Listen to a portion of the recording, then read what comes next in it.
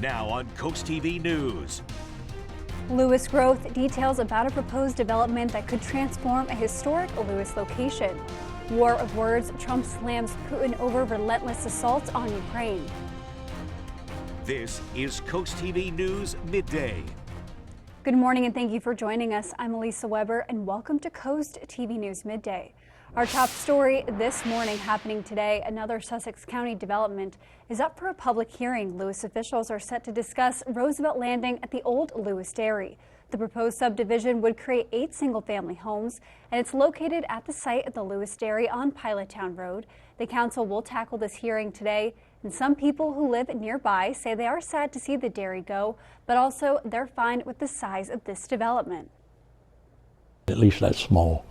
You know, not going to create that much traffic, and not like some of the larger building areas. I hated to see the dairy leave, really, because it's been there, had been there for so long, but, you know, everything changes.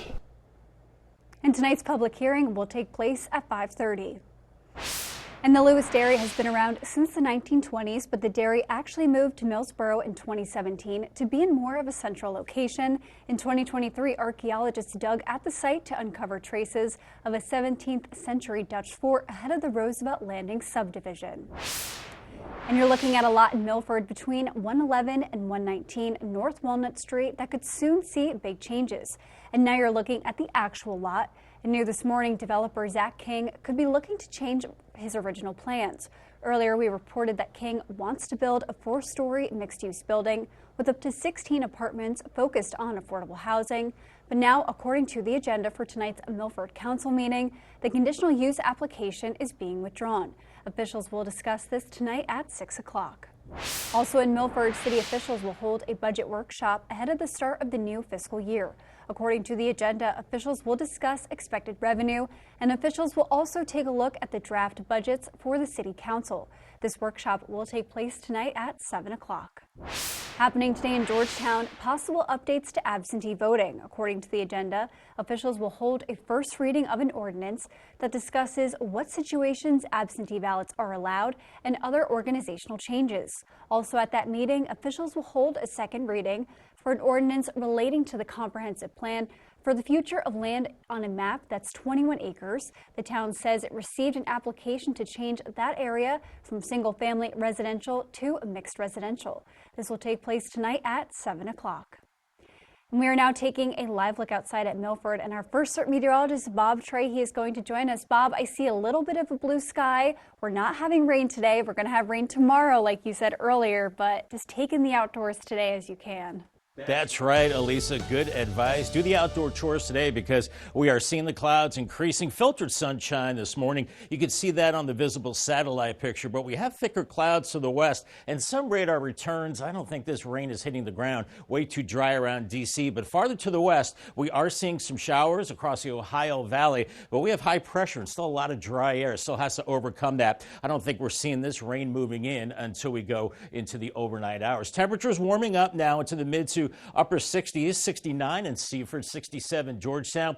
Cooler at the beach is 63 in Rehoboth, down to Bethany Beach. The winds have shifted to the east with an onshore flow. That's increasing the humidity and will cloud up this afternoon. I think our high temperature is early this afternoon, maybe about 70 inland areas. And then as those clouds thicken up, we will see the temperatures begin to slide down through the 60s as the onshore flow continues and still dry at the 6 o'clock hour. Here's your day part forecast. The sun behind clouds this afternoon and temperatures falling through the 60s this evening. Yellow alert for tomorrow for rain, heavy at times, and it looks like that rain does linger into the end of the weekend. Unfortunately, part of the weekend. I'll have much more in my forecast coming up a little bit later in the newscast. A traffic update for drivers in Lewis. DelDOT says that shoulder and lane closures will start today for Comcast fiber splicing. The agency says the roads impacted are Savannah Road, Old Orchard Road, West Coates Road, Marsh Road, and Clay Road. Those closures will begin at 9 p.m. tonight and last through 6 a.m. on Wednesday.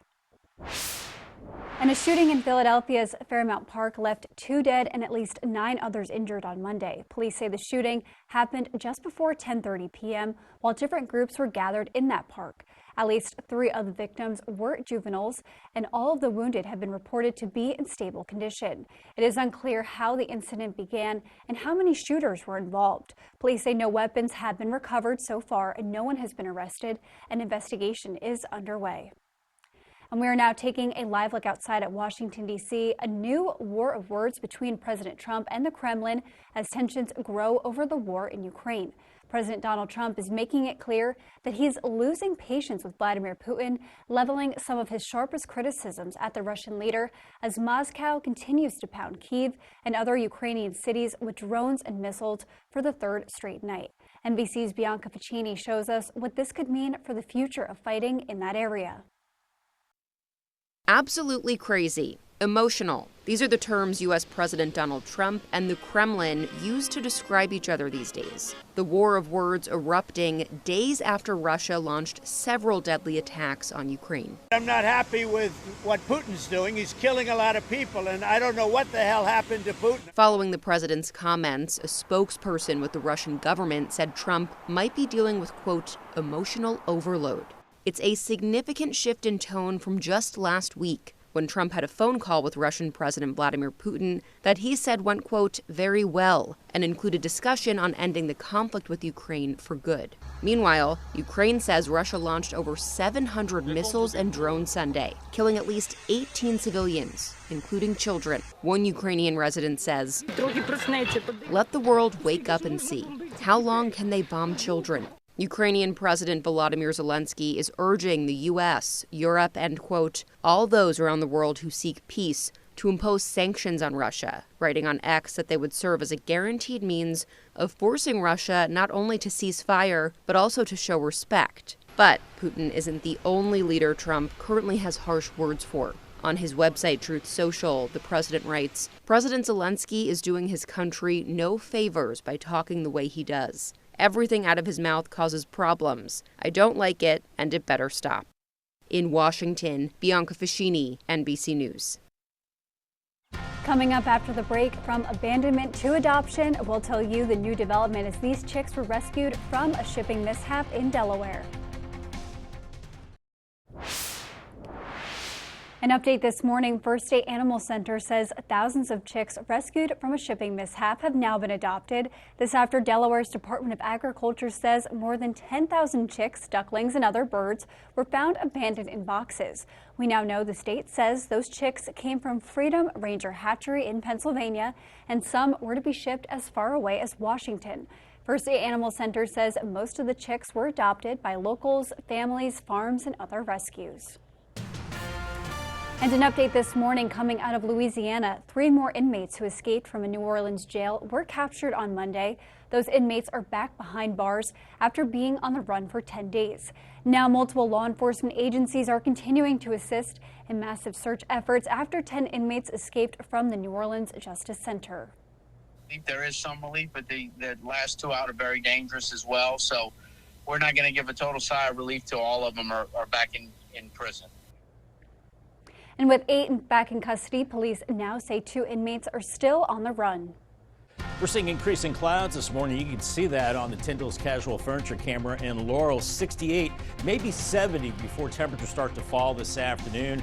And we're seeing the clouds ahead of a rainy system. We have a yellow alert for rain, heavy at times on Wednesday. I think lingering showers the rest of the weekend, unfortunately part of the weekend as well. Congratulations to Randy Conlon from Ocean View. He is the new owner of an umbrella. Good timing, Randy. From Paul Davis and Coast TV. More on the wet weather headed our way coming up after the break.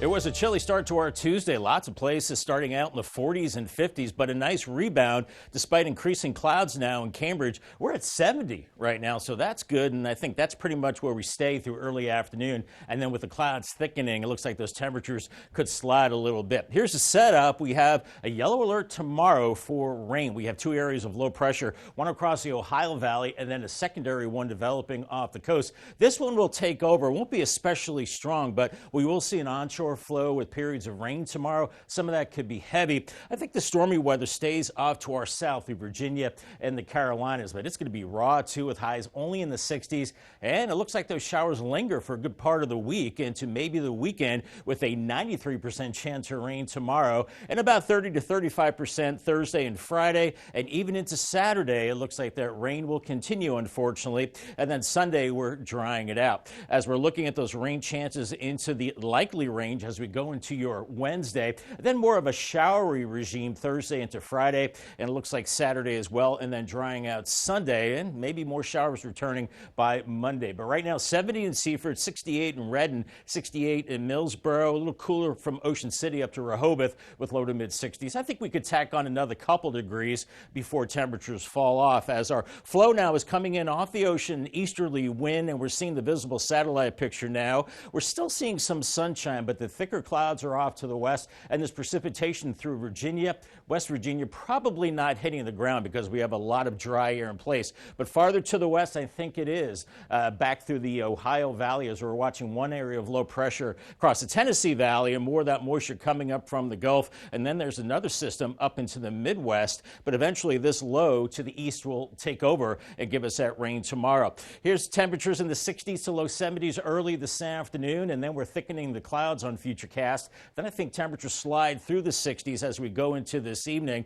And then through the overnight hours, could see a few showers as soon as midnight, but then they become more widespread as we go into Wednesday morning with moderate to heavy rain possible. That's why we have that yellow alert, maybe flooding in some poor drainage areas, and raw too with only 50s and 60s. We continue with that rain as we go into the evening hours. And then finally, the steady rain does start to move out. Not expecting severe weather tomorrow, maybe a rumble of thunder. And then as we go through time, we're not done with the rain yet. With Thursday, some scattered showers. Then I think Friday into Saturday, another slug of rain comes through before we finally dry it out as we head into your Sunday. And we could see maybe an inch and a half to maybe about, up to 2 inches of rain, depending on your location where the rain sets up. And normal temperatures to start the first few days of June. Then after that, I think we get some summer-like warmth as we're looking at near 70 in Milford, Seaford, and Laurel today, 68 in Millsboro with those clouds thickening up. Lower 70s expected for the eastern shore and around 70 in Salisbury, Pocomoke City, and Chincoteague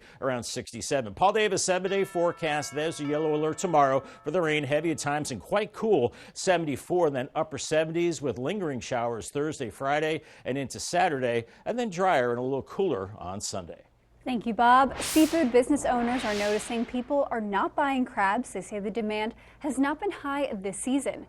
A bushel or half a bushel of crabs can range between $100 and $250 depending on the size. However, Cole Seafood says it's still a luxury to most. So owner Bruce Cole fears prices will have to drop as the season continues. It's some demand. It's not outstanding right now, but some demand, and they're buying, I see, more with credit cards and less cash. And that tells me money's not all there. Cole Seafood says business during the Memorial Day weekend was also slow for sales. CoastTV will be right back. Happening today in Lewis, new bike plans could be sent to the mayor and city council. According to the agenda, the Bicycle and Pedestrian Committee is set to discuss and could act on possibly presenting bike plans to officials. Also on the agenda, discussion and possible action on what officials say would be safety improvements to the trail crossing at Adams Avenue. Locals can learn all about this tonight at 5:30. At Lakeside Cemetery in Dover, neighbors spent Memorial Day walking through history. The cemetery hosted guided tours honoring local service members who served in both World War II and the Korean War. 16 World War II veterans and 2 Korean War veterans are memorialized at Lakeside. In total, 784 Delawareans died during World War II, 44 of them from the Dover area. The event gave the public the chance to learn their stories and remember the true meaning of Memorial Day. Their sacrifice is what makes the United States what it is today, and there was never a greater moment than World War II when that was needed. And this year marks the 24th year Lakeside Cemetery has held public tours to honor fallen heroes in Dover. And coming up after the break, don't hit snooze. We'll tell you why those extra minutes could have negative consequences. Your first instinct could be to hit the snooze button when your alarm goes off, but according to a new study, that could actually be causing you to lose sleep. The average snoozer tallies an extra 11 minutes in bed after their first alarm goes off. But the study's author says that isn't usually quality sleep, and those minutes can add up. That can add up to about a night's worth of sleep per month, and losing sleep may increase the risk of cognitive impairment and affect your mood. Experts suggest setting the first alarm as late as possible and change your bedtime by no more than 30 minutes per night, even on the weekends.